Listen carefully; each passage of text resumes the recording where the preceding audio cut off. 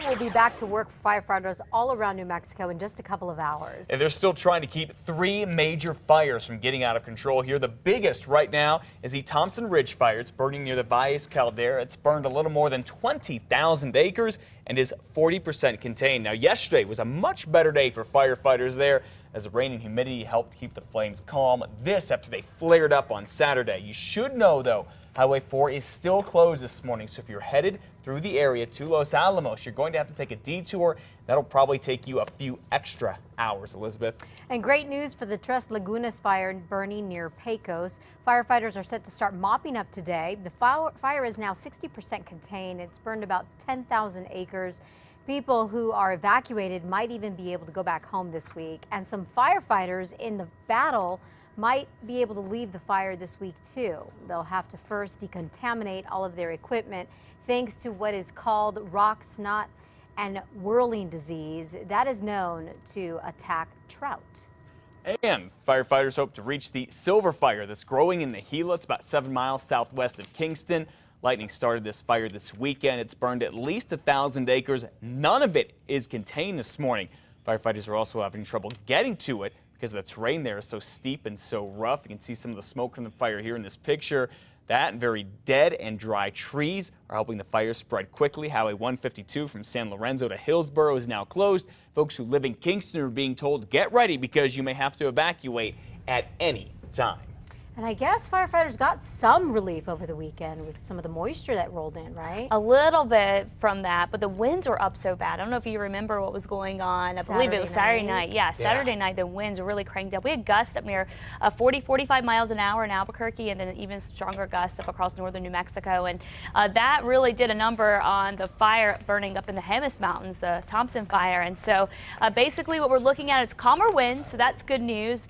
And there is a little bit of moisture left, but this is going to be going away, and as we go through the day we're going to have to watch for things to get a little bit drier for us. So humidity wise, we're going to see that drop as we go through the day. Wind speeds right now not too bad. They are going to become a little bit more southwesterly and westerly, which is going to bring in drier air, but for now mainly out of the east. As far as the Tres Lagunas fire goes, we're going to see warm conditions there, and as far as the other fire goes, for the Thompson Ridge fire, we're going to see temperatures there going up to right around the mid-90s this afternoon. So it's going to be hot. Relative humidity later today is going to drop to 9%, but the winds pretty much stay in check. So the winds are good, humidity bad, and the heat certainly not the best news, but overall things are looking better than they were over the weekend.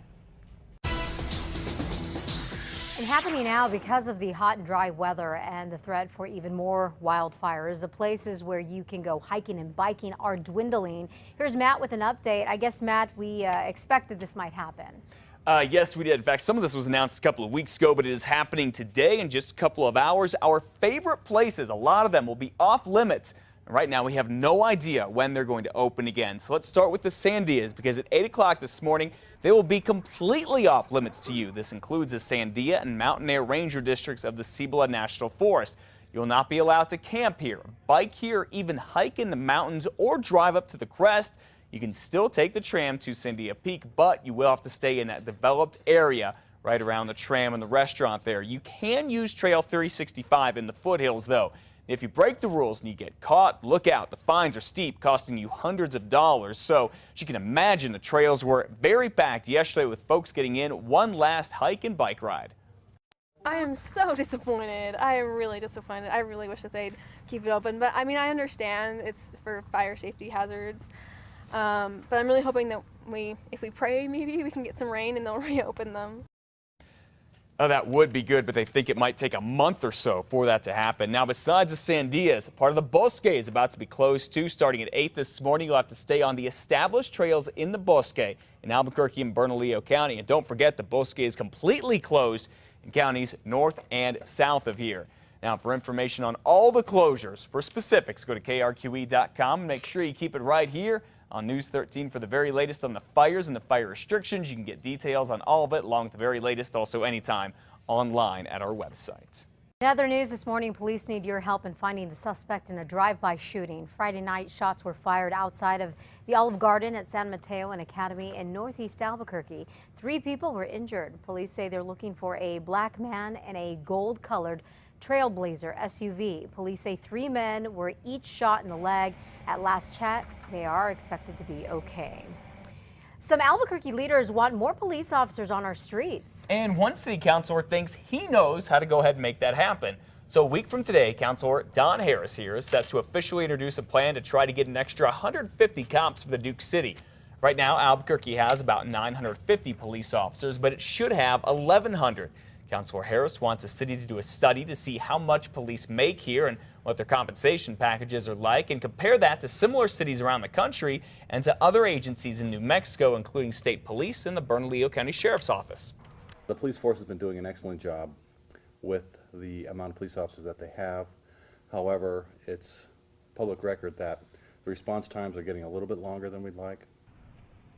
Councilor Harris says the city did a similar study 6 years ago, and it did help the department hire more officers at the time.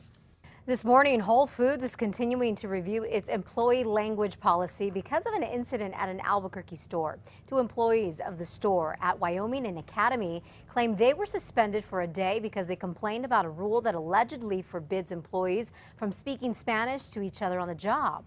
Whole Foods claims they were actually suspended for rude behavior. LULAC, the League of United Latin American Citizens, says it will push for a nationwide boycott of Whole Foods unless it changes its language policy. The company says it will work with civil rights groups on a policy review. New this morning, veterans with PTSD, post-traumatic stress disorder, will be able to get some help today. Congressman Steve Pearce from here in New Mexico is having a town hall meeting at the American Legion Post 13 in Albuquerque. It goes from 10 this morning until noon.